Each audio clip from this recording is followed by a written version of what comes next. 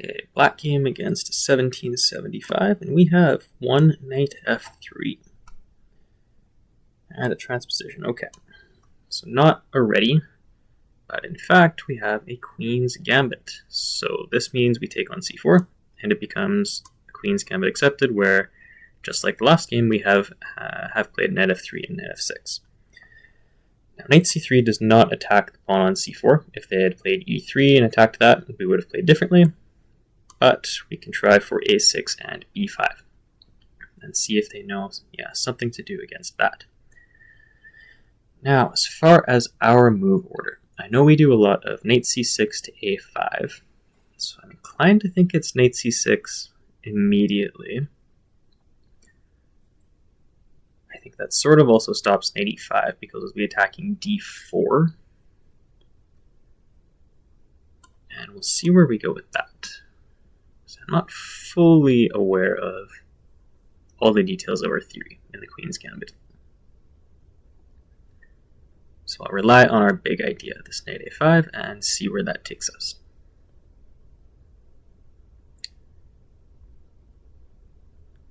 e4, yeah, this I believe we play bishop to g4.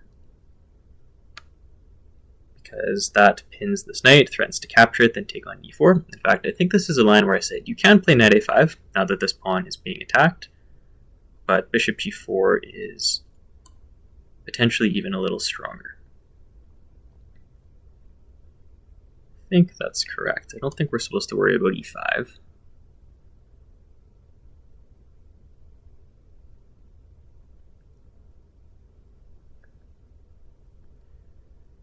If somehow we do get a move to play a knight a5, great. If this goes in another direction, that's fine, okay. So yeah, this is fine, I believe, because we were going to play knight a5 anyways, so them encouraging us to do it doesn't hurt.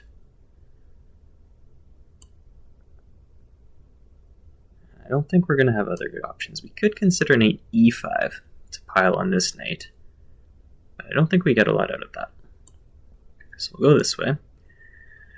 One of the big points of a knight on a5 here, especially with this a4, is it is really hard for white to attack. And it's also kind of hard for them to get another attacker on this pawn, which is what makes this so frustrating. Okay, bishop g5. This is definitely out of theory, I would say. I don't think we want to play e6 and allow e5 with that knight being pinned, so I would think we play h6. Ask that bishop where it wants to go. And if they take the knight, we take with the e-pawn, that should be okay. And if they had retreated, we would have come up with something else. Now that does start to eye this pawn. It also allows me to take on f3 if I want to. Break up the kingside pawns. I think at the moment we are up a pawn. So do we take that? Or I was thinking maybe bishop to b4, because if this knight is pinned, it's hard for it to move, it's hard for them to actually get that queen on the c4 pawn. Because if not bishop b4, I don't mind the look of bishop d6. We get a couple of nice dark squares to cut on. Don't think there's any point to knight b3. Maybe there is. We could get that knight up to d4 and attack a pawn on f3. Potentially that could be useful. But that would leave this pawn hanging.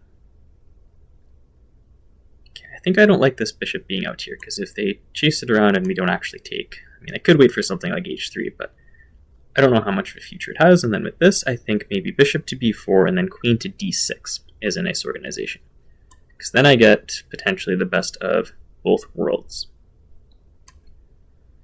where I get to set up this pin and I still get to control dark squares with the queen instead of with the bishop.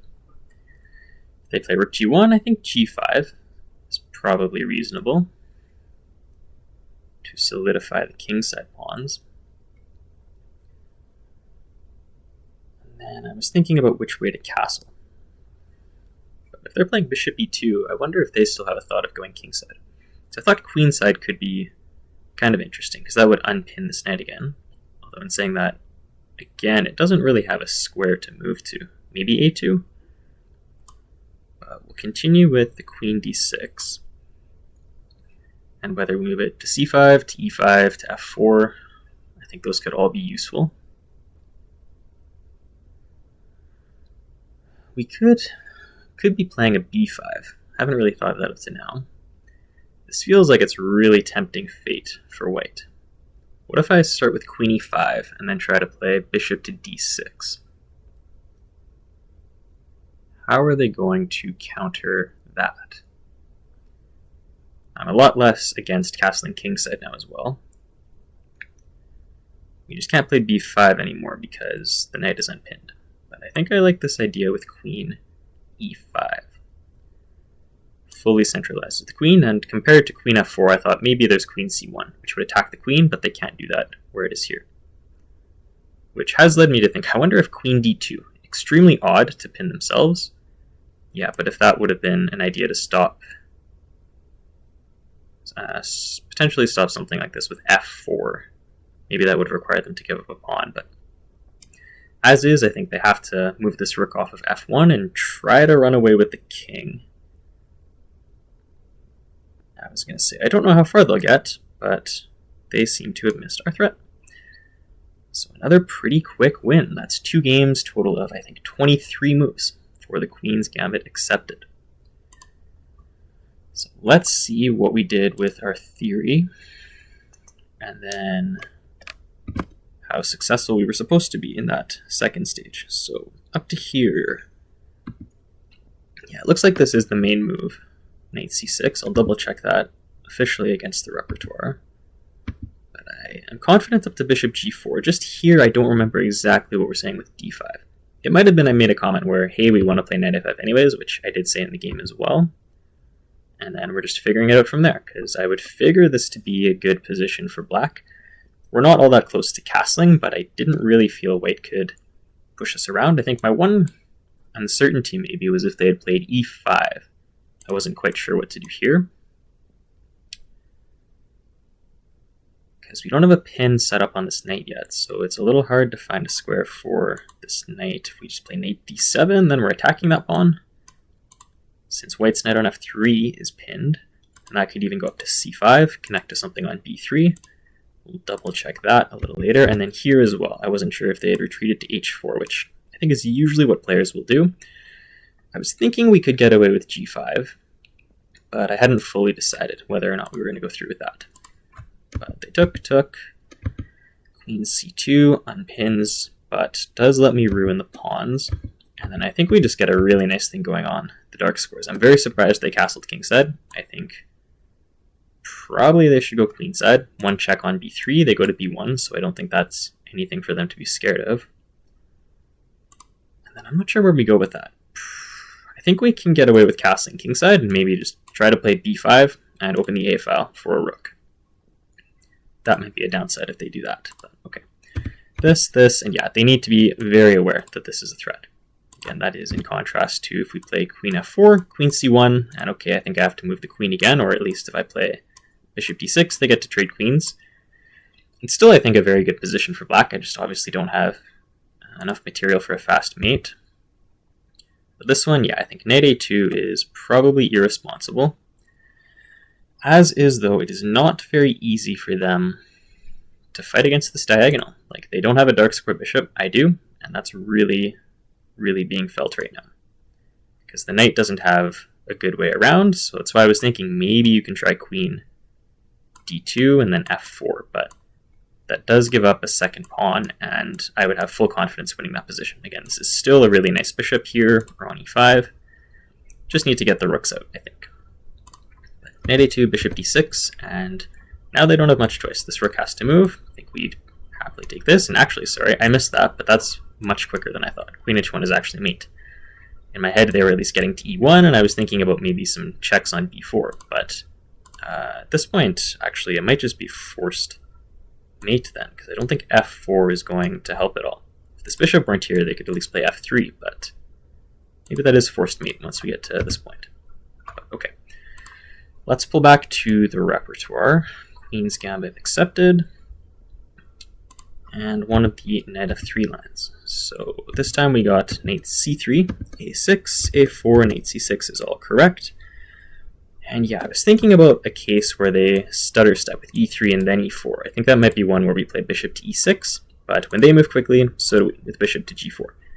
and I'm pretty sure that's where we got to in the game. a6, a4, and up to here.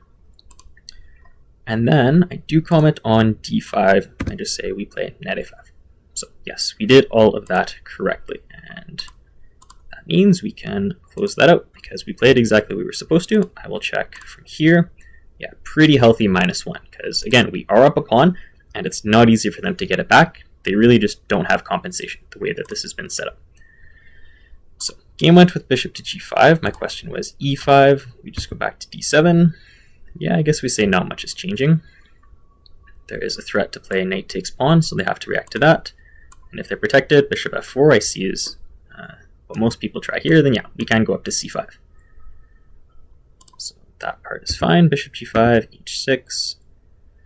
Bishop f4 is kind of interesting as opposed to bishop h4. But if they do that, straight to e5 or e6 just to chip into the pawn center. Or also queen d6 here. That's kind of interesting as well. Wonder if they play e5, maybe it's bishop takes f3, because that would counterattack their queen. Yeah, bishop takes f3, and then if they take our bishop, then this pawn is just hanging, so that doesn't work out for white. But they took, we take back, keep the pawns together for us at least. Queen c2, yeah, I think bishop e2 is, well, I'd sort of expect that over queen c2, and yeah, actually that is what most people do, but queen c2, we can take that, although we don't have to. Bishop to b4 looks like a good choice, so it would be bishop d6 or even queen d6 first. Bishop e2, queen d6. And this was one of our later questions. If they castle queenside, yeah, I mean, it's not safer. I just wasn't entirely sure how this would go. Because we can give this check, but we do have to be aware this pawn is now able to be captured, so we have to go pretty quick with this. And I guess, yeah, actually, it does work pretty quick, because the knight obviously cannot take this back, because right there, really quickly, rook a1. So understandably, they didn't go for that because the queen side is a minefield, but king side, well, that didn't turn out to work out any better. So yeah, queen f4, queen e5, both the top moves. Queen c1. True, we could, I guess, keep queens on, queen h4, and then go for the same idea. And this as well would also have been very good. But decided to avoid that with queen e5. And yeah, I guess they can play king g2. That does make more sense, because then the rook can come over to help if it absolutely has to. It just still is definitely not a good position for white. I think we castle queenside, but I'm not sure which way we go. Again, we are still up a pawn, and I think most of the other factors are in our favor as well. We have a great diagonal, we have a great knight, and they have the unsafe king. So definitely still lots to like. They chose knight a2, and okay, not forced mate just yet. What's the point? Take that, they play e5. Okay, and then they can maybe try to run out this way. Something completely ridiculous like that. Okay. But yeah, rook d1, yeah, it doesn't work, like I said, because we actually do get a mate, and bishop c4 obviously just misses the threat entirely as well. Okay, so pretty good Queen's Gambit accepted game. Again, this is like a transposition. If they had played d4, c4 first, we could have gotten to the exact same place. We did get to test out this knight c3, that's great, and see this whole big theme with the knight on a5. Don't think we have too much else to say out of this opening, just that we accomplished what we want. White's center is kind of messed up. We did get that knight, we've got a bishop on a good square. And I did a good job, I think, exploiting the couple of positional possibilities that we came up with here. Okay, good game then.